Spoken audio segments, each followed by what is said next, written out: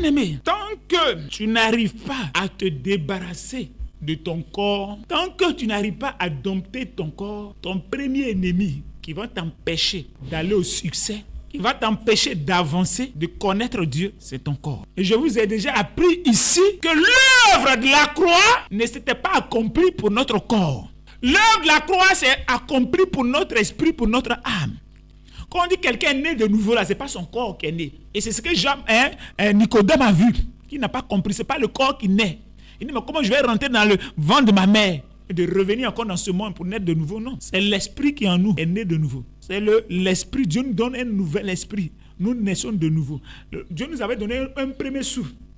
Je vous ai déjà dit, quand Dieu a créé l'homme, il dit, il a pris la poussière de la terre, il a créé l'homme. Et qu'est-ce qui s'est passé? Ensuite, il a soufflé un souffle de vie. C'est-à-dire, il a mis son esprit. Et la présence de l'esprit et du corps ont donné l'âme. Donc, un homme est né. Un homme est né. Voilà là l'ancienne naissance. Je vous ai déjà expliqué ça ici, n'est-ce pas? Le processus de l'ancienne naissance.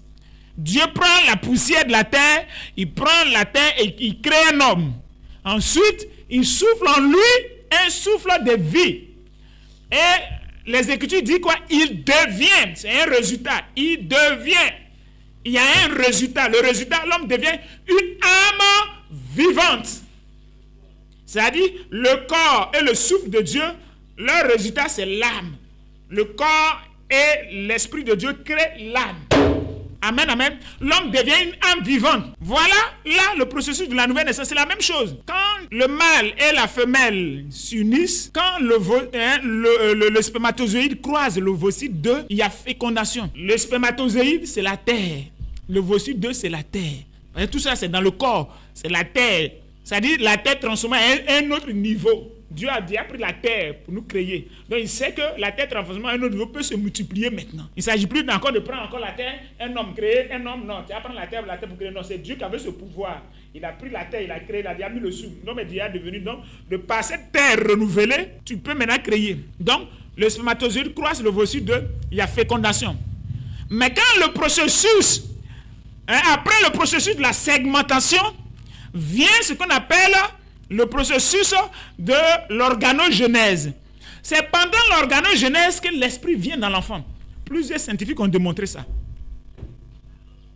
C'est pendant le processus de l'organogenèse que l'esprit vient dans l'enfant.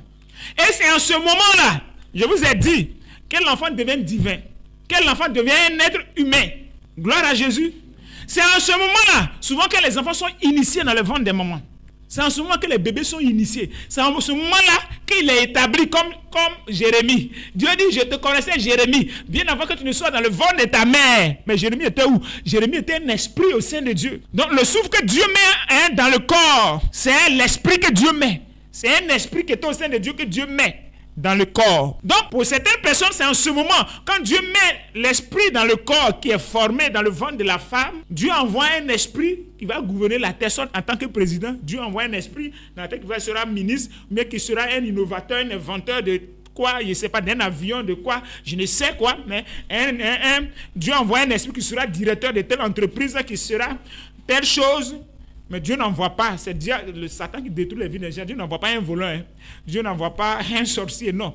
Dieu dit quoi? Dans Jérémie, il connaît les projets qu'il a formulés pour nous, ce sont des projets de paix, non pas de malheur, pour nous assurer un avenir et de l'espérance. Mais des enfants étant dans le sein de leur mère, Satan établit. C'est que c'est en ce moment-ci où Dieu, l'esprit vient, et comme ces personnes sont dirigées par Satan, par les démons, vous allez voir que le fœtus lui-même, pendant le processus de l'organogenèse, l'esprit du diable va influencer cet enfant. Et on peut l'initier à la haute sorcellerie. Et depuis le ventre de sa mère, il peut commencer à faire la sorcellerie. Depuis le ventre de sa mère, il va commencer à faire la sorcellerie. Parce que c'est là que l'esprit est venu là. Donc, voilà le processus de l'ancienne naissance. C'est comme ça que nous sommes nés. C'est grâce à l'esprit, au souffle de Dieu, dans le corps qui a été formé à partir de la terre, de la poussière de la terre, l'homme devient une âme vivante. Donc, l'enfant devient une âme vivante dans le ventre de sa mère. Mais en ce moment-ci, en ce moment précis aussi, il est déjà établi.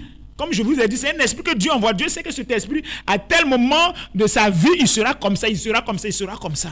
Donc, dans le processus de la nouvelle naissance, c'est la même chose. Qu'est-ce qui s'est passé dans la nouvelle naissance? La Bible dit, les Écritures disent, la puissance de Dieu a touché la bassesse de Marie et Marie conçut un enfant du Saint-Esprit. Marie conçut un enfant du Saint-Esprit. Donc Jésus est né quoi? Du Saint-Esprit. Donc dans le processus de la nouvelle naissance, c'est Dieu seul qui met maintenant au monde. Dieu dit non, l'être humain ne mettra plus au monde. Parce que l'être humain, la chair a été corrompue, a connu le péché.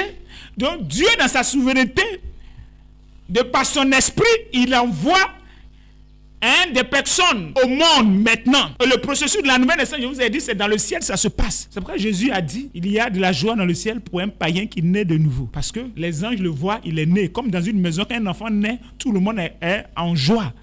Tout le monde est en paix, tout le monde est en joie. On célèbre Dieu, on glorifie Dieu. C'est la même chose que les anges glorifient quand un païen naît de nouveau. Quand il y a une nouvelle naissance, les anges se réjouissent parce que quelqu'un est né.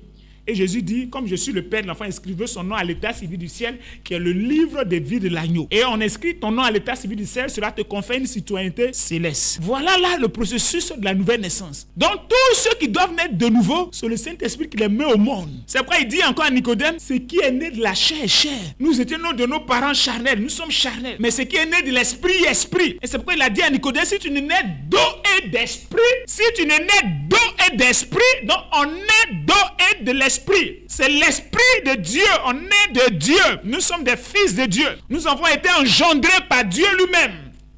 C'est Dieu lui-même qui nous a engendrés. Et là, nous sommes des hommes surnaturels, tu n'es pas n'importe qui. Si du moins tu es né de nouveau, tu es un esprit saint, tu es un homme mystique, tu es un homme surnaturel.